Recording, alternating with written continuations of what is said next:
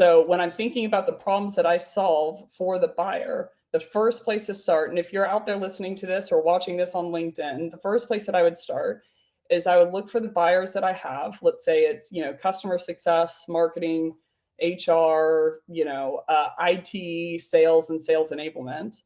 And I would Google their metrics. So this is a really quick exercise, but I would just hit the plus tab and say KPIs for a sales leader. KPIs for HR, for instance, is employee retention, or customer success, KPIs for a customer success leader. And that is the bedrock of how they're dictating out what really a problem is. So I want you to think of it in terms of, I don't know if anyone out there, maybe I'm a little bit too old for this reference, or I'm showing my age with this reference, but I want you to imagine one of those 1990s pens with like 10 inks around the perimeter. So you have green, you have blue, you have black, you have red, you have yellow, you have orange, etc. And your product is in the middle. So anytime that you change your persona, you change the ink. If it's sales enablement, it's a red ink. And if it's sales, it's a black ink. And if it's marketing, it's a blue ink, et cetera, et cetera. So what you're changing there is you're changing the metric set that they are geared after achieving. So a problem is only going to be relationship to that. So if you have an organization and the problems aren't respective of the actual persona, then I would say that that's going to be the first place to start. So there are 3 types of indicators, and then we're going to go into lap 2. The 3 types of, there's indicators, which just denote a sign of something. There's performance indicators, which is a sign of a performance related topic. How well do they do? And then you have key performance indicators. Out of all of the performance indicators, which ones does this persona actually care about? So the fundamental, cathexis of how someone's dictating out a problem that they want to solve is going to be the metrics that they are metriced on. So if you want to look at your problem statements, that you have as an organization, and ask yourself the one question: does this problem set allow for different personas? So you should around have 3 business problems that you solve per persona, which we're going to get into what business problems are on a later date, I think on day 3. But do I have 3 to 4 business problems per persona that we solve for? I'm going to solve in accordance with close 1 ARR. I'm going to solve for things that prevent them from hitting their MQL goal. I'm going to solve for things that help them from getting their customer renewal goal. And this is how we do it. And this is what leading indicator we change to solve that problem.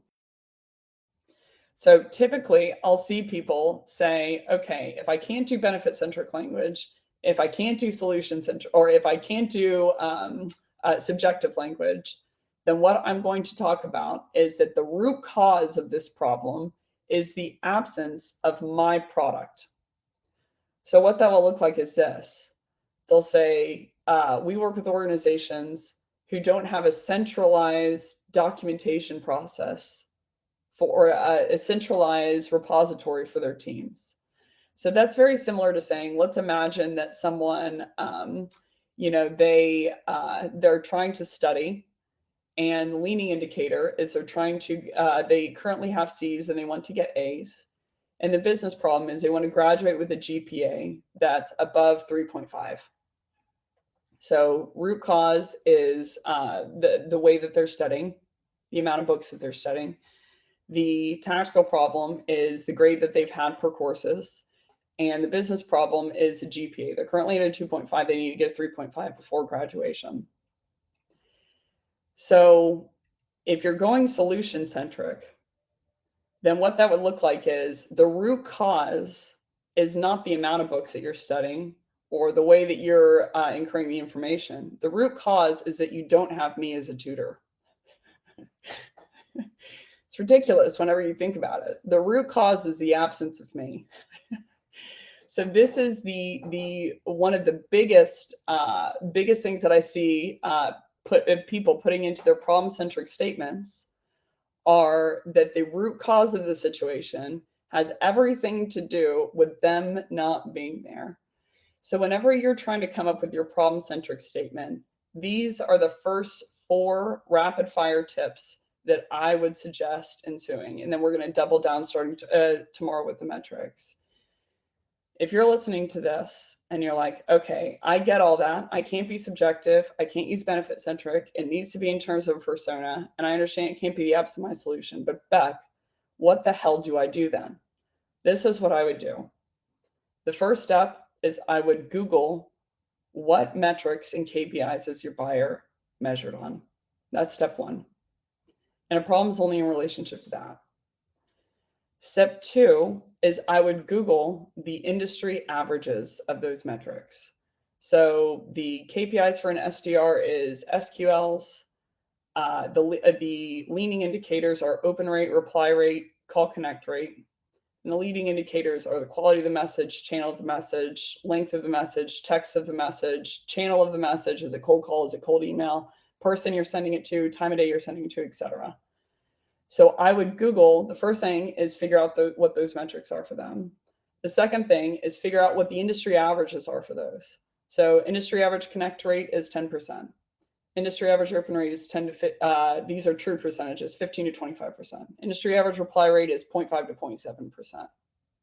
The third thing that I would do is research at what point do those values cause a problem typically. So anything less than a 50% open rate, there's an email deliverability problem. That's the truth. So I would research at what point is that usually a problem. Okay, typically speaking, if someone's eating any more than 3,000 calories per day, it's going to cause a weight gain issue. So the point that I'm looking for is, are they eating anything above 2,800 calories, generally speaking? Now I need to know their height. I need to know their gender. I need to know, what their weight loss goals are. How much weight are they trying to lose and by when? But no matter what, if you're ingesting 3,500 calories per day, you're probably gaining weight as a person. Michael Phelps is probably the only case that I can think of that wouldn't, right? And then the fourth thing that I would do is, and this is going to be the moneymaker that I would suggest for everyone who's listening, find out at what value do those metrics cause an unknown problem, one that people typically don't know. So the reason that 50% open rate is so valuable is when I rush in and I ask that and they say 20%, people typically don't know that only 59% of your actual emails wind up in the prospect's inbox. So the fourth step is find out at what point do those metrics cause an unknown problem for your prospect. And when you're in discovery, cold call or cold email, ask questions towards what those metrics are for them. So I want to go sports for a second because today is day one of the Olympics. So let's say for football, foot, or soccer, for all the Americans watching, what is the lagging indicator for a soccer game or a football game? What is the main metric that a coach or that a coach of a soccer team is hired and fired to drive? Are they a good or bad team? Which team is better than the other one? So, for track and field, let's say, it is the time that it takes to cross the finish line. So for the mile time, for instance, if it's going to be that length of time, it's how fast did they finish that mile? That's their final metric that they're hired and fired to drive. So we've got a number of them coming in here. Justin nailed it. So number of goals scored. So I win or lose according to that. I'm a good or bad football team, or I'm a good or bad track athlete, good or bad runner. For a runner, it's going to be according to the amount of time it took them to cross the finish line. For a soccer team, it's going to be the amount of goals that they scored and did they win. For a basketball team, it's going to be the same thing, the amount of points that they scored and did they win. For a American football team, it's going to be the amount of points that they scored and did they win. But you'll notice for each of those sports, for football, for American football, and for basketball, they're based on score, but how you score a point is different. So I want you to imagine for a second that I was a football player, global football player, and I am sitting there on the field and there is a basketball goal outside, out of bounds. And someone passes me the soccer ball and I pick it up with my hands and I shoot it out of bounds, but I make it in the basketball goal. I want y'all to give me one more engagement in the chat. Would that be a good or bad thing? So I'm playing soccer. Someone passes me the soccer ball with their foot. and then I pick it up and I throw it and I make the basketball outside of bounds. So you'll notice these are two different sports. So how you score points is completely different. So that would be a handball in soccer, and it wouldn't be a point for the win. So my main push here is to find the different buyer persona lagging indicators of what matters to them and what are they measured on, if they're good, bad, or effective or ineffective blank. Yes. So lagging indicators are measured after the game. Leading indicators are measured during the game. And leading indicators are measured before the game starts.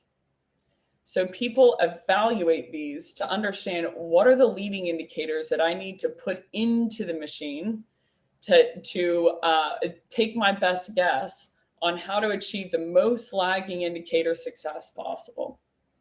So a good example for SDRs, let's say that the lagging indicator is booked meetings, and the leading indicators are open rate or reply rate or call connect rate.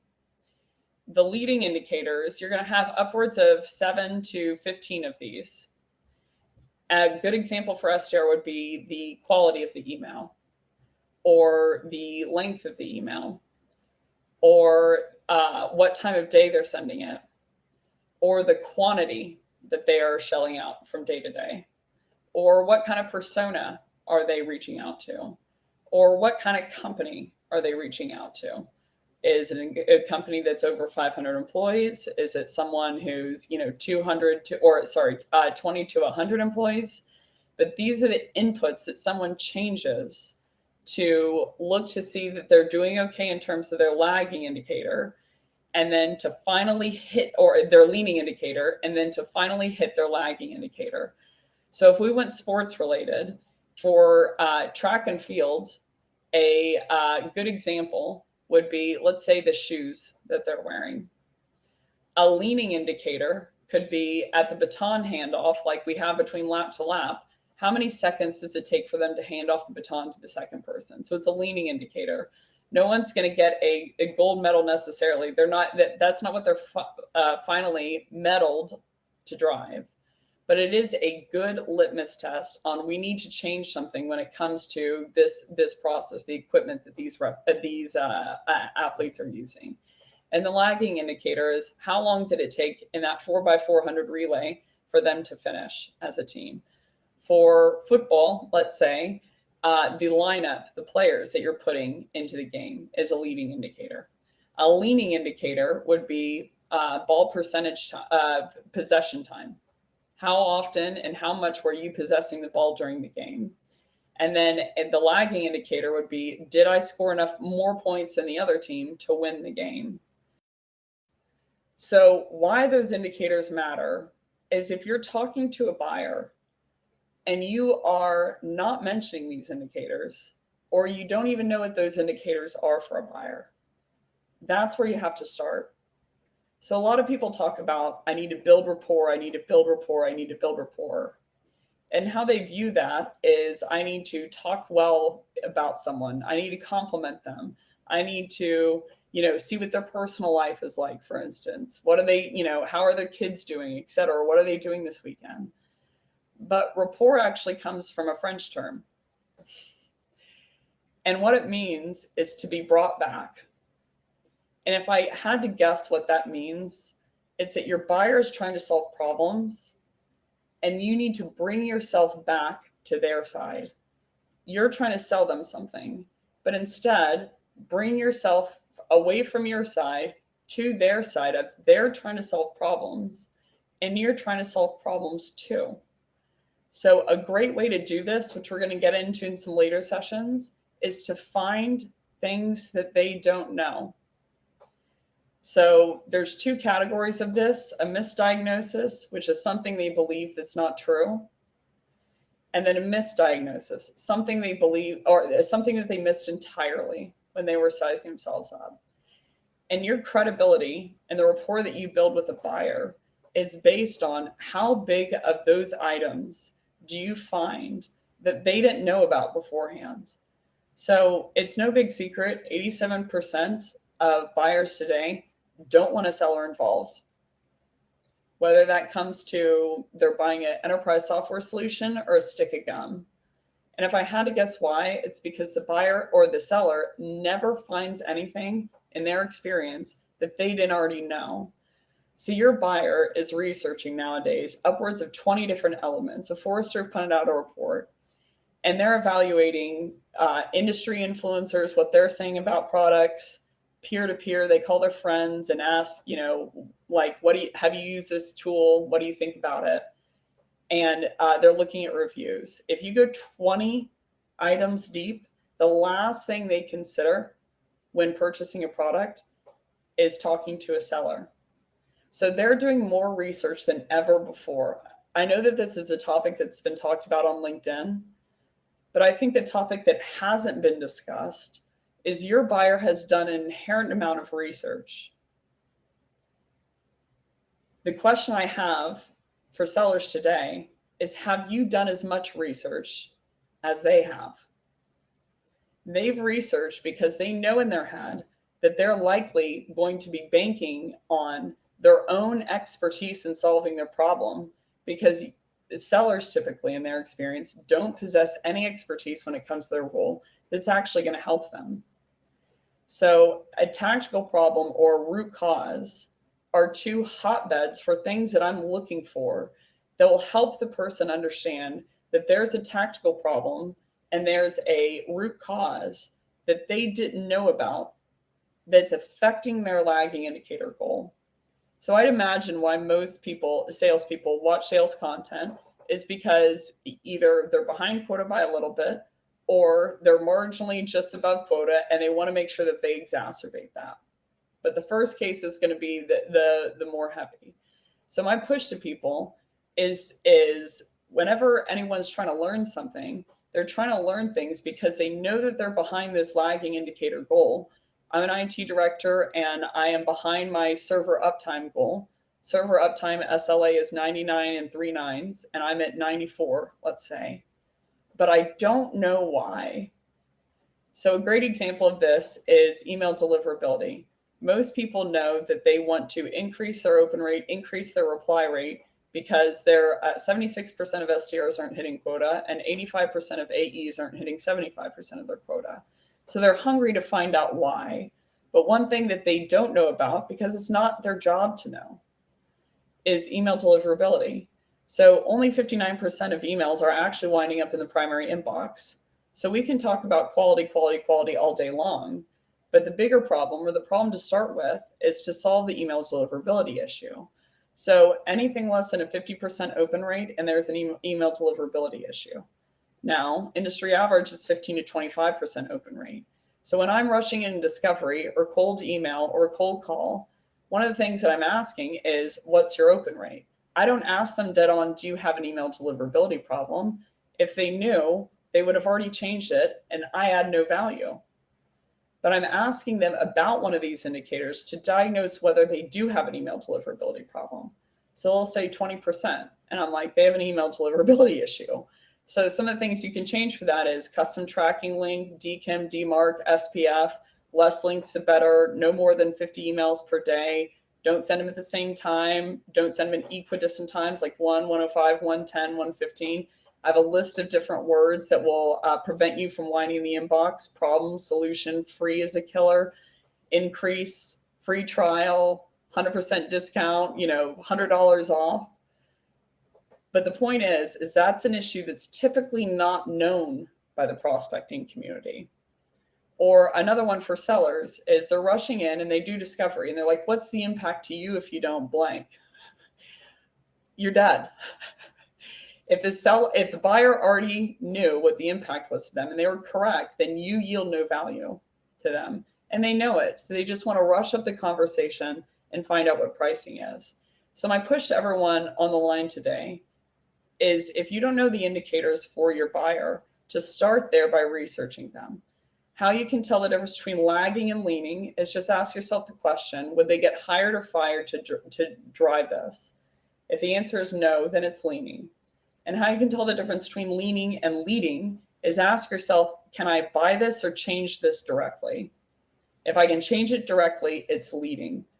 but I can't buy a higher open rate. I can't buy a higher reply rate. So if you don't know those, start there, research those in industry averages so you can add to the conversation with your buyer. So everyone is waiting for their buyer to already run into pain before they come in and rush in to solve it. But where you can really add value to a buyer is to catch an unknown, catch something that they didn't know that's going to become a problem or is currently a problem that will have impact in the future to them. So if we had known that that was gonna pop up beforehand, we would have changed it, but we didn't.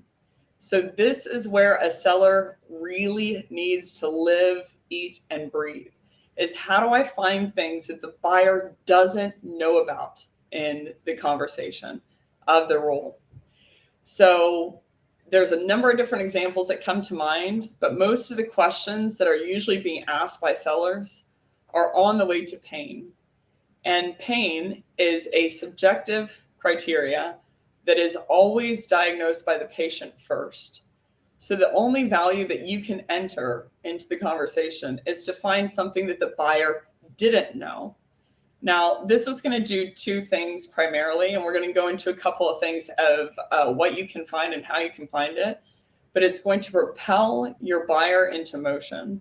So Newton's first law, for anyone who's nerdy out there, if you want to give me a shout out in the chat, if you're a nerd, Newton's first law is an object in motion stays in motion, an object at rest stays at rest. So you have to keep in mind that your buyer, if you're going outbound, is at rest. Meaning based on what they know already, either the pain isn't big enough or the impact isn't big enough or the problem isn't big enough for them to actually do something about it. So there's a difference between a pain and a problem. A pain is any negative experience, and a problem is anything you're going to solve or solve for. And you're going to solve for something based on one of two things: how egregious the pain is, or the depth of the impact that becomes true if they don't solve for it. So if you're going outbound, I mean, it's no big secret, but outbound, some might say, I might say, is broken. Meaning we have a 15 to 25% reply rate, open rate. We have a 0.5 to 0.7 reply rate. And if I had to guess why, it's because people don't understand when they're prospecting into someone that they're prospecting based on pain. So they'll send messages like, we work with people who struggle with. And if that person can identify into that group, they're like, oh, I struggle with blank. You have to keep in mind that you're going to outbound. So you're going to people who, by definition, if the pain was already big enough, or the pain was already big enough, or the impact was already big enough based on what they know, they would have actually done something about it. My sister, actually, oddly enough, is a doctor. And I came home one day and I said, hey, so I have stomach ulcers, I think. I was back in Texas. She goes, okay, walk me through why you think that it's stomach ulcers. I said, oh, well, I think it's caused from stress. I've had a lot of workload recently and blah, blah, blah. And when I was in school, I got stomach ulcers too, and that was a high peak of stress. So then she asked me another question, which was very interesting. She said, do you still drink a lot of caffeine? I said, yes, I do. She's like, do you still drink Americanos in the morning? I said, yes, I do. She said, do you still drink Diet Monsters for lunch? I said, yes, I do. She said, do you still drink a Diet Coke at night sometimes? I said, every once in a while. Everyone's getting a real feel for my caffeine intake right now. And she said, okay, that's really interesting. Can you describe the pain? I said, well, it's all of a sudden it happens in my stomach. And she goes, and it's still going with all those beverages. I said, yes. And how she blew up my assumption was very interesting. She said, did you know that there are actually no medical studies that link stress to stomach ulcers? And I corrected myself. I said, oh, it's the caffeine. She said, correct. The thing that I needed to change to alleviate the stomach ulcers was the root cause of caffeine intake, not workload. So the misdiagnosis that I had made was that it was workload. So if someone has a misdiagnosis, there are two things about this that are important. Number one, it's not because they want to. It's because they aren't the expert. So where you can add expertise as a seller is finding something that they believe that's dangerous if they operate on that assumption. So the second thing to this is where you build credibility, right? So if I'm operating on the assumption that it's one root cause and then I change that leading indicator, and it doesn't absolve my problem, I'm in a worse spot. I have less resources, less credibility internally, and less time to actually do something about it before this impending doom of this impact happens. So what I'm after in that room is how many misdiagnoses can I find that the buyer believes that's not true, that would hurt them if they continue to believe this. So my push here is that if you are on the sales floor, that you are after, with your line of questioning, finding either a misdiagnosis, something they believe that's not true, or a missed diagnosis, something that they have missed entirely. So email deliverability is a great example. And when I find the email deliverability thing, if you have less than 50% open rate, you have an email deliverability problem. The reason most people don't do anything about it is because most people don't know it. So I don't come in and say, do you have an email deliverability problem? I say, what's your open rate? Another example is the worst time statistically to send emails and make calls is Monday, Tuesday, Wednesday from 8 a.m. to 12 p.m., specifically Monday and Tuesday. And that's when most reps make them. The best time to send emails from an engagement perspective, reply rate perspective, book meeting perspective, and for calls, call length, booked meeting, etc., is Wednesday, Thursday, Friday afternoon from 2 p.m. to 6 p.m. So what the buyers have missed in this equation is one of the reasons that they're missing quota is because they're making all of their dials Monday and Tuesday morning. So the priority that they have to be is 15 times more of a priority than what the buyer currently has going on a Monday morning when their email inbox is flooded. So misdiagnosis of the equation is, yes, they're behind on quota, and yes, email quality is a piece of it. But one of the things that they've missed is it's also the time of day that they're calling in. Another misdiagnosis. So the teeth example, that's an example of a misdiagnosis. I had missed an impact that would happen to me if I stayed at it as is. A good litmus test to this, or a good push here, is that teeth example was not based on pain. I had no pain in the present. So if they said, we work with people who struggle with gum erosion, I would have said, that's not me, until she found the misdiagnosis of what was going on with my gums. Another example is demo request process. The lowest that I've seen of people who request a demo, who actually receive a first discovery call with an AE, the lowest I've seen is 4%. The highest, it was a statistical outlier, was 22.5%. The average is 9, meaning 9% of people who raise their hand asking to see your product actually just get a first meeting with an AE. So everyone misses it because of the process. Meaning, if you're round robining, if they request a demo on the weekend and you follow up on Monday, if you change it to a different channel, if you email and don't let them book on the site, very likely that the average is 9% of people are actually getting a first call. So there's word misdiagnosis, but this lab summary is, if you find a misdiagnosis or you find a misdiagnosis, that is where you help your buyer. That is where you show your value. And that is where you create or solidify their trust in you, that if you found something like this, you have an expertise that they don't have, that they want around. Most sellers that I know, the route that they pursue, or prospectors, the route that they pursue is, yeah, I have a piece of information that they didn't know about beforehand, the information about my product. So I'm going to tell them all about my product or the new products that they need. But as we mentioned before, you're going outbound, the object's not in motion. So you have to find a piece of value.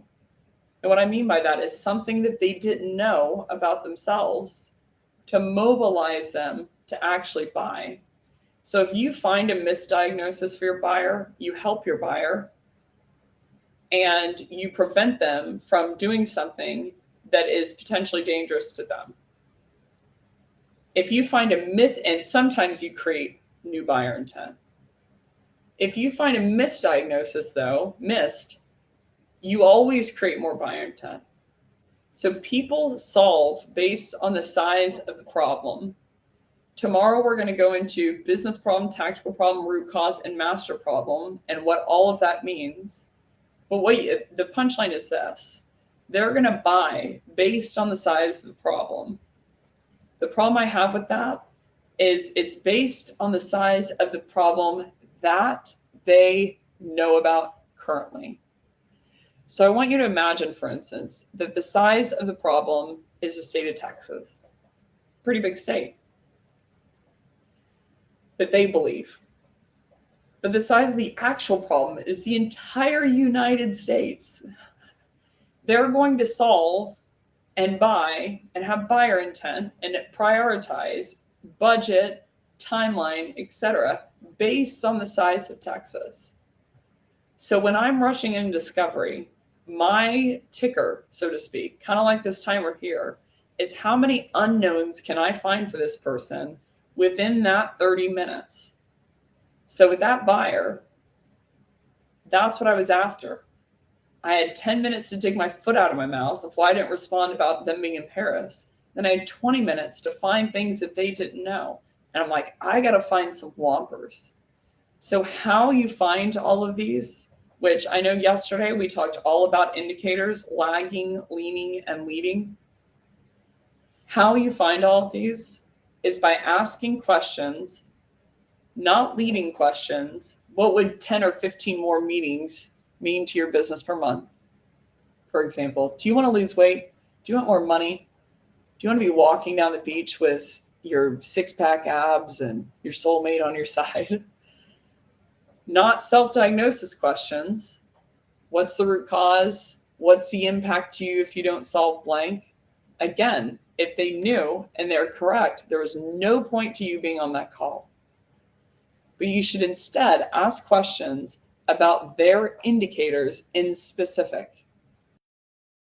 As always, you know what, I'm going to be cheesy and pretend that I'm French and say, à bientôt, merci pour tout, au revoir pour maintenant, pour tout de suite, and I will see you tomorrow. Au revoir, everybody.